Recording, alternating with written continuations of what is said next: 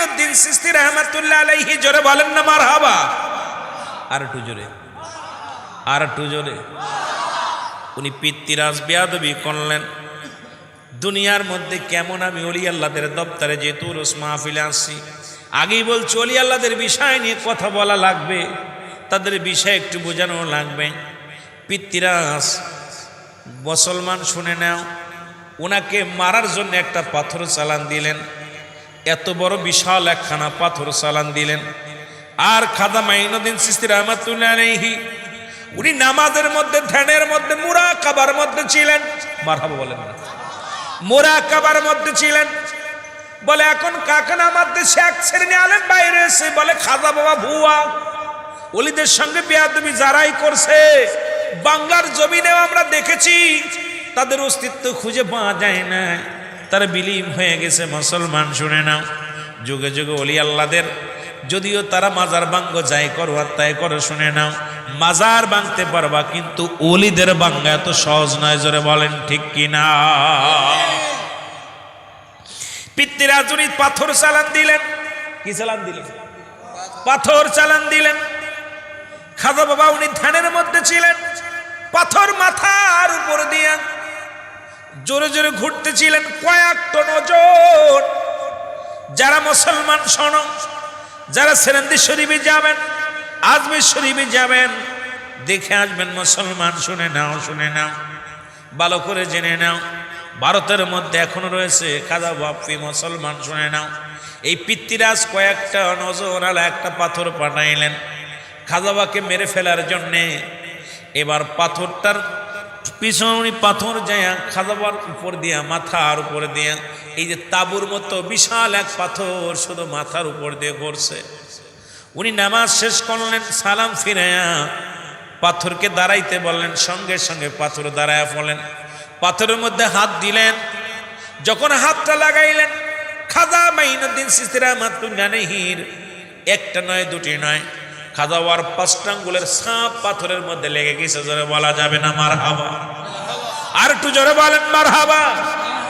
মোমের মতো নরম হয়ে গেছে, একদম ফোমের মতো, ফোম যেমন, আর মোমের মতো গলে গেছে, ফোমের মতো নরম হয়ে গেছে। হাতটা যখন দিছে, খাজা মাইনুদ্দিন চিশতি রাহমাতুল্লাহ আলাইহির 5টা আঙ্গুলের ছাপ পাথরের মধ্যে লেগে গেছে। পাথরে কি শক্ত না নরম? জোরে বলেন শক্ত না নরম? 5টা আঙ্গুলের ছাপ লেগে গেছে। আমার বাবারা আমার, শুধু তাই নয়, খাজা মাইনুদ্দিন চিশতির ঘোড়া উনি চিন্তা করলেন, একটু আমি দেখি খাজা বাবা যেহেতু হাতটা দিলেন, উনি পালা হাঁটু লাগাইলেন, এই হাঁটুটার দাগ আছে আজও পর্যন্ত, কিয়ামত পর্যন্ত। মাকাম ইব্রাহিম, ইব্রাহিম আলাইহিস সালামের পায়ের ছোঁয়া, পায়ের কদম যে পাথরের মধ্যে লেগেছিল, ওই পাথর কিয়ামত পর্যন্ত ঝুলন্ত অবস্থায় আছে। আর খাজা বাবা আল্লাহর ওলি মাইনুদ্দিন চিশতি রাহমাতুল্লাহ আলাইহি, আমার বাবারা আমার শুনে না, ওই পাথরখানা কিয়ামত পর্যন্ত কয়েক টন ওজন। ওই পাথরখানা একদিন ঝুলে আছে, কোনো পাথরটার রশি লাগে নাই, কোনো খুঁটি লাগে নাই, ঝুলন্ত অবস্থা আছে। যারা গেছেন দেখে আসবেন, যারা যাবেন দেখবেন রে মুসলমান। যেমনি যারা মক্কা মদিনায় গেছেন, মাকাম ইব্রাহিম যে পাথরখানা আজ পর্যন্ত ঝুলন্ত অবস্থায় আছে, আল্লাহর নবীদের পায়ের ছোঁয়ায় আর আল্লাহর ওলিদের হাতের ছোঁয়ায় কিয়ামত পর্যন্ত পাথরখানা ঝুলন্ত অবস্থায় থাকবে। জোরে জোরে চিল্লায় বলেন মারহাবা। আর একটু জোরে বলেন না। আল্লাহর ওলিদের পার দেশে কে? জোরে বলেন দেশে কে? ওলিদের সঙ্গে বেয়াদবি করলে কি হয় মুসলমান? আমি জ্বলন্ত প্রমাণ দিয়ে যাই।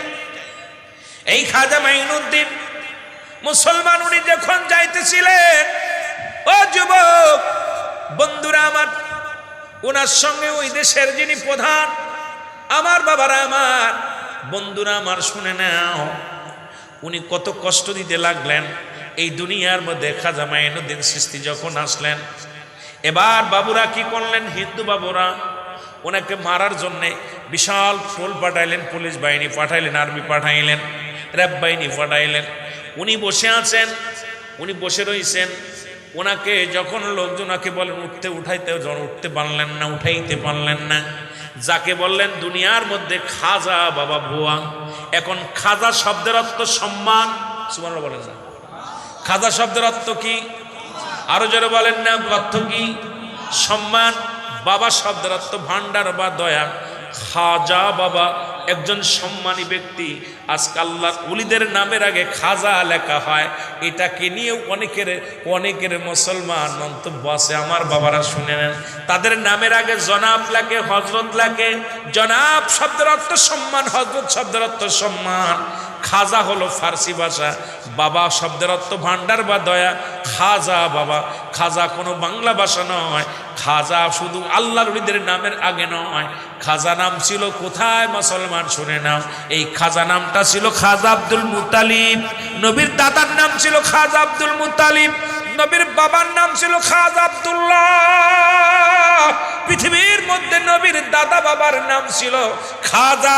সম্মানী ব্যক্তিদের নামের আগে লেখা আছে খাজা বাবা। কিন্তু আমার দেশের কিছু মুফতি মুহাদ্দিস সাহেব খাজা বললেই তারা কষ্ট পায়, কয় খাজা অমুক, খাজা আজমিরি, আর কোনো খাজা টাজা নাই। প্রিন্সিপাল পৃথিবীর মধ্যে একজন হয় না, একাধিক প্রিন্সিপাল হয়। আজকে যিনি মুসলমান খাজা, এই শামসুল হক, উনিও খাজা। কারণ প্রিন্সিপাল এক একটা শুধু বার্ষিক কোথায় ঢাকা বিশ্ববিদ্যালয়, উনি প্রিন্সিপাল নয়।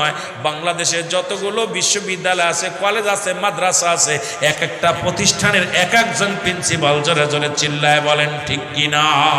কিন্তু আমার দেশের ধারণা খাজা বললেই যদি খাজা আজমিরি বলা হয়, খাজা বললেই বোঝায় খাজা মাইনুদ্দিন চিশতি বলা হয়, খাজা বললেই এখন শামসুল হকের নামের আগে যদি খাজা লাগানো হয়, এই সমস্ত আলেমদের কষ্ট হয়। এখন ওলি কয় পীর টির তো কোথাও নাই, পীর পাবে যখন পীর লেখলে আরো মাথা খারাপ হয়ে যায়। কয় কোরআন শরীফে কোথাও পীর নাই, কেন পাবেন? কোরআন শরীফ তো আরবি ভাষায়, কোরআন তো ফার্সি ভাষা আসে নাই। পীর শব্দের অর্থ হলো, পীর হলো ফার্সি ভাষা, পীর কোনো বাংলা ভাষা নয়, পীর কোনো আরবি ভাষা নয়।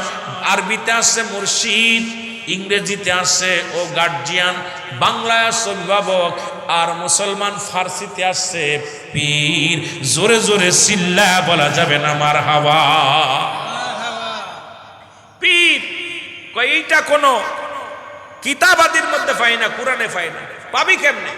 কোরআনে কোনোদিনও পীর পাবি না, কারণ পীর তো কোরআনের ভাষায় আসে নাই। কোরআনে আসছে মুর্শিদ। কি আছে? কথা বলেন না। মুর্শিদ পথ প্রদর্শক, পথ প্রদর্শক।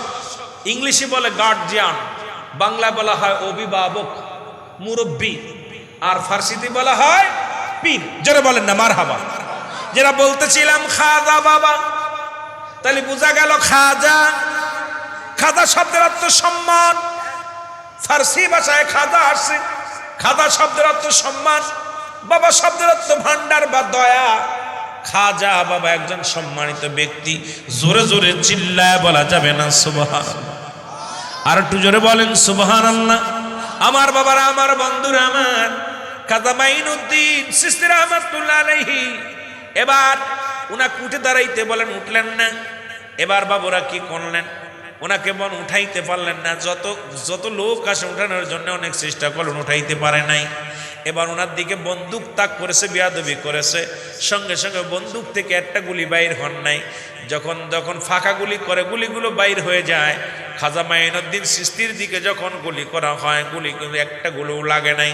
এ মুসলমান শোনো, খাজা মাইনুদ্দিন চিশতি এবার তাদেরকে বললেন, এবার তাদেরকে দাঁড়াইতে বললেন। যখন দাঁড়াইলেন, সমস্ত সিফা সালাকে সবাইকে দাঁড়া করে রাখলেন। এটা রব্বুল আলামিনের একদম নিয়ামত। আল্লাহর ওলিদের সঙ্গে বেয়াদবি করলে যা হয়, এরাম তারা সারা দিন দাঁড়ায় রইলেন। জোরে জোরে চিল্লায়া বলা যাবে না সুবহানাল্লাহ? আর একটু জোরে বলেন না সুবহানাল্লাহ? এই জন্য ওলিদের সঙ্গে দুশ্মনী করা যাবে না, ওলিদের সঙ্গে বেয়াদবি করা যাবে না, ওলিদের দপ্তরে যা বেয়াদবি করা যাবে না, সরগোল করা যাবে না। কারণ তারা আল্লাহ থেকে জুদা নয়। আল্লাহর সঙ্গে সবসময় তাদের প্রেম দরিয়ার মধ্যে ডুবে আছে। দুনিয়ার কোনো মুখাফেক্ষি নয়, সদা সর্বদা এমন প্রেম দরিয়ার মধ্যে তারা ডুবছে। তাদের সেনার মধ্যে যেমন আনাল হক বলছিলাম, মনসুর হাল্লাস, এটা শরিয়াতের আলেমরা চিনতে পারে নাই। উনি আনাল হক, আমি আল্লাহ, আমি আল্লাহ। যখন এই কথাগুলো যখন প্রচার করতে লাগলেন, ওই জামানার সমস্ত মানুষ চিন্তা করে মনসুর তো ইমান হারায় গেছে, ওর ইমান নাই। এই যে ওলি আল্লাহর দপ্তরে গেলে অনেক কিছু বোঝা যায় বাবা। ওলি আল্লাহর দপ্তরে গেলে পীর মুরিদি কঠিন ব্যাপার। পীর মুরিদি করা কঠিন ব্যাপার। এতে কথাগুলো বললে শরিয়াতের আলেমদের মনটা বেজার হয়ে যাবে। যেমন মুসলমান বায়েজিদ বুস্তামি, উনি বললেন যখন তুমি পানির মধ্যে ডুবে যাবে, ওনার পীর উনি বললেন বাবা মুরিদ শোনো, মুরিদকে বললেন যখন তুমি পানির মধ্যে ডুবে যাবে তখন বলবো বায়েজিদ আমারে পার করে দাও, দেখবে তুমি পার হয়ে যাবে।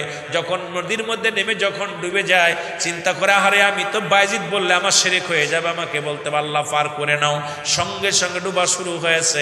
কারণ এই সমস্ত মহিমা খেলা বড় কঠিন, এই তাসাউফের জ্ঞান অর্জন না করলে এগুলো বোঝা যাবে না বাবা। এই জন্য শরিয়াত, তরিকত, হাকিকত, মারিফত, আল্লাহু আকবার বলেন না। একটা হলো শরিয়াত, একটা তরিকত, একটা হাকিকত, একটা মারিফত। এই চার খানদান যখন আপনি পরিপূর্ণ হয়ে যাবেন, এই পীর মুরিদি রাবেতা, তখন আপনি বুঝতে পারবেন আমার ভাইয়েরা, আমার বন্ধুরা, আমার যে কথা বলতেছিলাম। মনসুর হাল্লাজ উনি কি করলেন, ওনাকে যখন ওই জামানার আলেমরা ফতোয়া দিলেন, এই ইমান আকিদার গ্রুপ যখন আকিদা ফতোয়া দিলেন উনার ইমান হারায় গেছে, উনাকে কতল করা যায়, তখন উনাকে কি করা হলো, দিবালয়ে মানুষের সামনে তাকে জবাই করা হলো। জবাই করার পর মনসুরের রাগ কাটার গলার মধ্যে দিয়া রক্তের মধ্যে থেকে জবান বাইরে গেছে, লা ইলাহা ইল্লাল্লাহু মুহাম্মাদুর রাসূলুল্লাহ। জোরে জোরে চিল্লায়া বলেন সাল্লাল্লাহু আলাইহি ওয়াসাল্লাম। সুতরাং আমি আপনাদেরকে বলি বাবা, এই বাহ্যিক চেহারা সুরত দিকে বিচার করবেন না। ওলিদের কাছে আছে কি আছে বাবা, এই গোপন তত্ত্ব যদি বুঝতে হয়, যদি আল্লাহ হাকিকত বুঝতে হয়, তাহলে তাদের কদমে নিসার হতে হবে। যখন তাদের কদমে নিসার হতে পারবেন সব কিছু পাবেন। যখন ওই কদমের মধ্যে জীবনটাকে কোরবানি করে দিবেন, ঢেলে দিবেন, দেখবেন খোদা পাওয়ার ঠিকানা, রাসূল পাওয়ার ঠিকানা পেয়ে যাবেন। জোরে বলেন ঠিক কিনা? আর একটু জোরে জোরে চিল্লায় মহব্বতের সঙ্গে দুরূদ শরীফ পড়ুন, আল্লাহুম্মা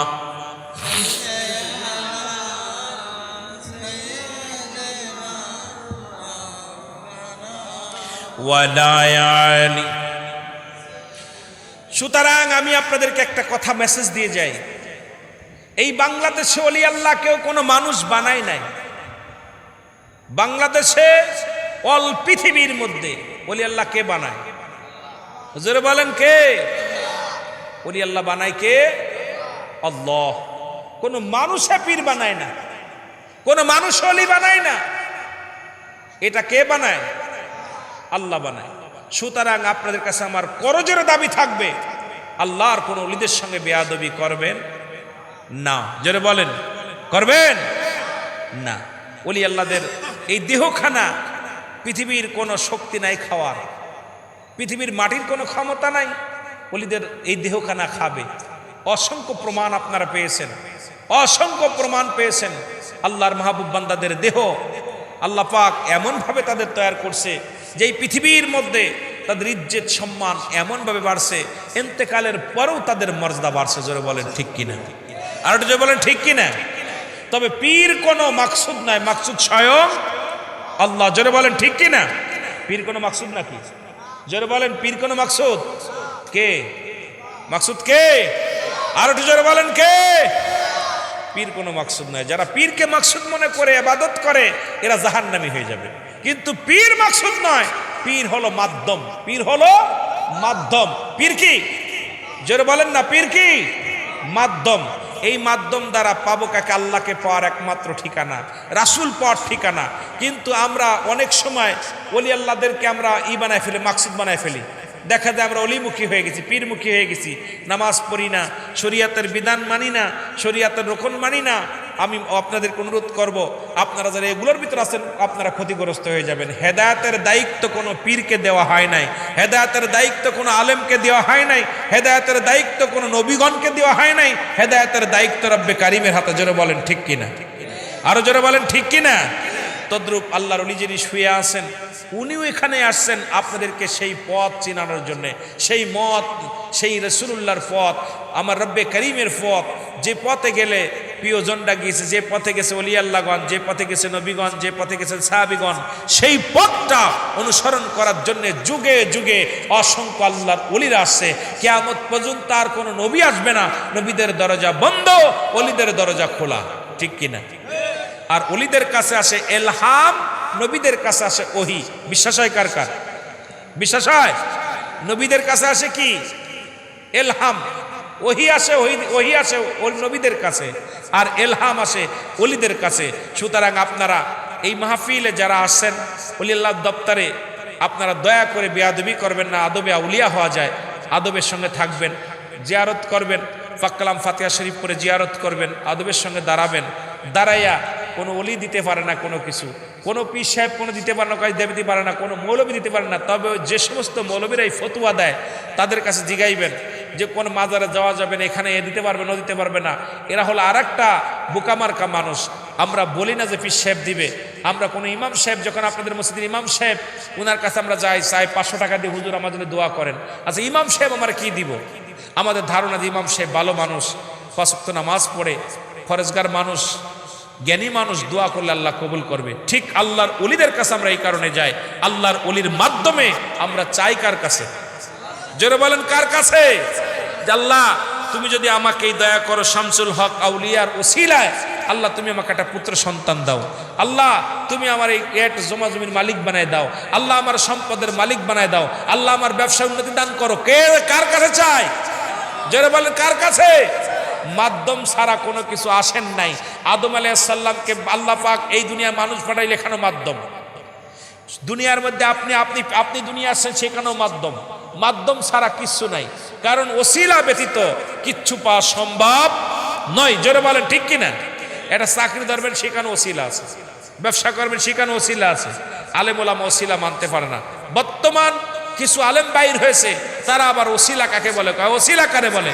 ওরে বলবেন তুই সামনে ওসিলা হয় ঢাকা যেতে লাগলে বাস লাগবে না, ট্রাক লাগবে না, প্রাইভেট লাগবে না, হয় পা হেঁটে যেতে হবে। পাও একটা মাধ্যম, এটাও একটা ওসিলা। জোরে বলেন ঠিক কিনা? ঢাকা যেতে প্রাইভেট একটা ওসিলা, আপনার গাড়ি একটা ওসিলা, এখন মাধ্যম একটা লাগবে, পকেটের টাকা এটাও লাগবে, কিন্তু মাধ্যম লাগবে। আমরা আল্লাহর ওলির দপ্তরে যাই, মাধ্যম সেটা হলো আল্লাহকে পাওয়ার ঠিকানা খোঁজার জন্য। জোরে বলেন ঠিক কিনা? রাসূল খোঁজার ঠিকানা পাওয়ার জন্য ওলিদের দপ্তরে আমরা নিজের বলি না আল্লাহর ওলি অমুকটা দাও, শামসুল হক সাহেব অমুক দাও, এটা দাও, এটা সম্পূর্ণ শিরক। আমরা এটা বলি না। আপনারা মনে করেন আমরা ওলিদের কাছে চাই না, কারণ আমরা এটা চাই না। আমরা আপনারাও যেমন আল্লাহর কাছে